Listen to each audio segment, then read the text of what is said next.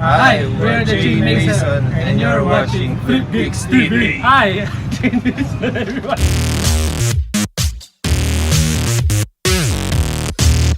Sino po kayo?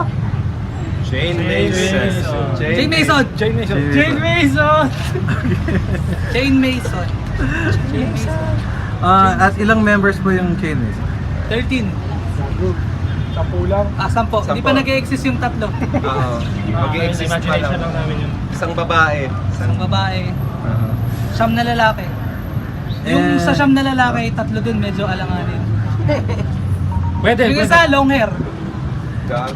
Yung isa, Tama na. sorry. And ano pa yung mga names nyo? Patrick, Roar, Enrique. Aaron. Oh, Wall Rock Jebs tayo. And ano yung bagong comics nyo ngayon? Ito, Ito yung anthology namin na 3 years in the making. Oo.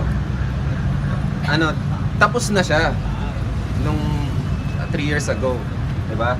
Hindi lang namin na drawing, puro usap.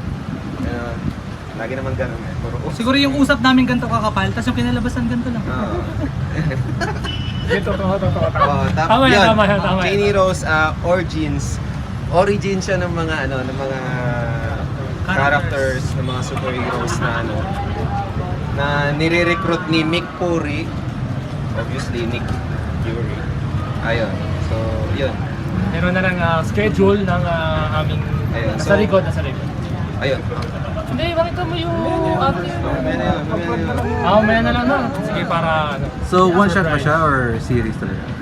Puro ano siya eh. Puro, sa ngayon kasi puro tawag dito. Puro Anthology. origins ng mga characters. Kung paano sila ni-recruit ni Actually, we're planning going parang Marvel na talaga. Oh, Mga yeah. standalone one shots yung mga epic characters, tapos may mga crossover din.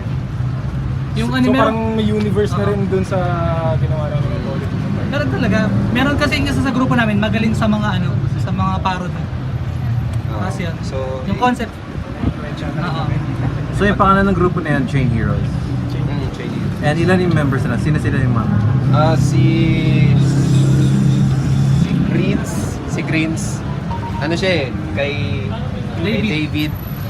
David Sising. Well, obviously, kamukha siya ni Ni Franco. ni Franco. Tapos nakakakuha siya ng powers kay sa radioactive marijuana, di ba? Ayun. So next is si Ultramaniga. Ultramaniga. Alam mo na kung kanino. Ayun. Gawa ko siya. Gawa ni Dwight Howard. Ang racist lang sobra na ito eh. Basta pagpasensyahan nyo na. Gago, Dwight Howard. Ayun, tapos next si Mr. Bigote. Tama ba? Tama ba ako? Gawan ng bago naming ka-grupo, Arvin Valenzuela. Venezuela. Hindi ko alam kung tungkol saan siya, hindi pa nababasa actually. Manina ng microwave, tas nabuhay. Bam! Ayun. Hindi ko pala mabasa, kaya hindi ko alam. Tapos eto si Balisong,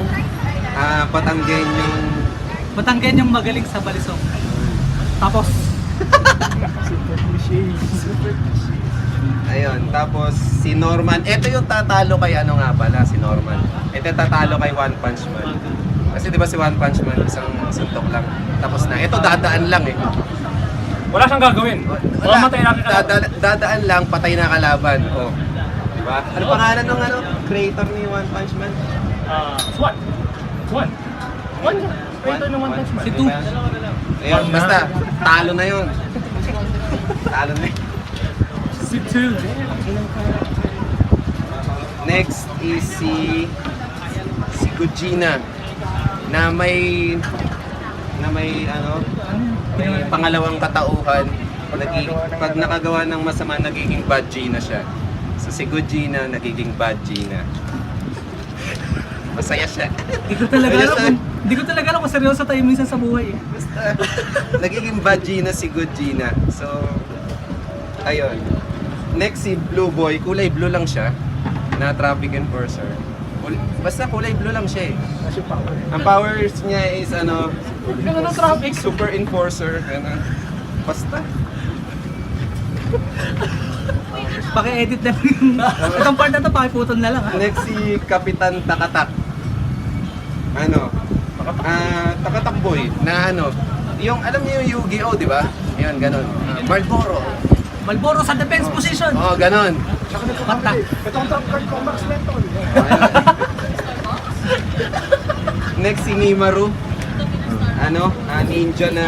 Siya, part din siya doon sa bakbakan eh. Oh, part siya doon sa bakbakan. Siya ngayon yung nasa finals ng Barangay Bakbakan.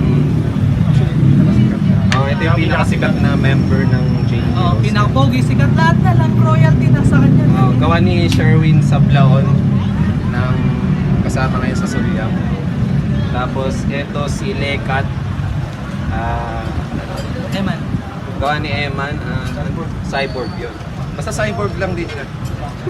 Medyo powerful kasi. Hindi nyo kabisado yung mga kapangyarihan ng mga... Hindi. O yun, so yun yung mga members ng ano. Makakalimutan mo isa eh. Oo. Meron. Wag na, secret May secret ano dito. Na, Character. Character. Basta may secret. Actually, hindi siya unlockable pero titignan mo Hindi lang talaga siya visible. Hindi lang talaga siya busy. Sino pa ang leader ng ano, ng Chain grupo Heroes. na yan? Neto. Oo. Si Mick Puri. Kasi nagre-recruit siya para sa ano niya eh. Pinaka-maayos na. Ayan, si Mick Puri. Ayun.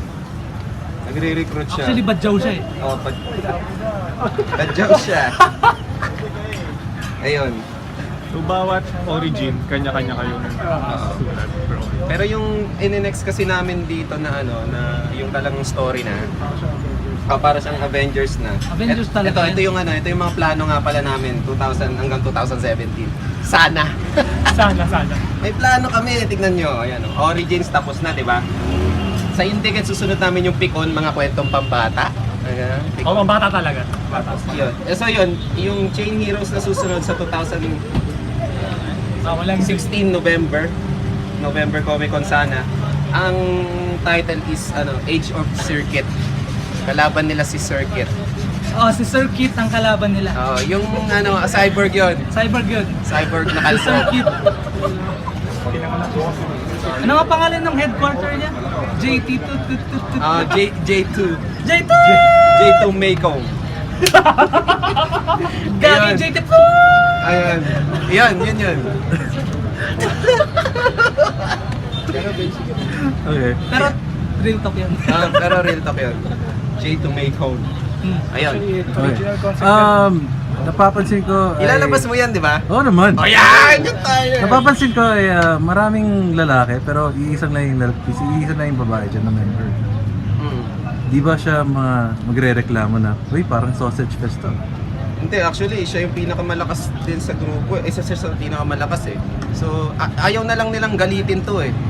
Di ba? Kasi baka maging bad baka siya. maging bad. Ayaw natin ng bad Gina. Gusto natin ng good na Gina, di ba? So, Well, yun. in a regular basis, pero Oh. pag ano, bad Sa Gina. bagay, okay din yung bad Gina. eh. Iba na yan. Okay. Ayan. Hindi naman siya hindi naman siya basta hindi siya So sa susunod na issue, sino magdodrawing talaga? Like, ang balak kasi kung nagkatamaran, wala na. Hindi, basta ang alam yata ay si Sherwin Sablaon sa pages. Tapos sa story, collab na lang. Kasi ang dami rin namin eh. So input na lang ganun.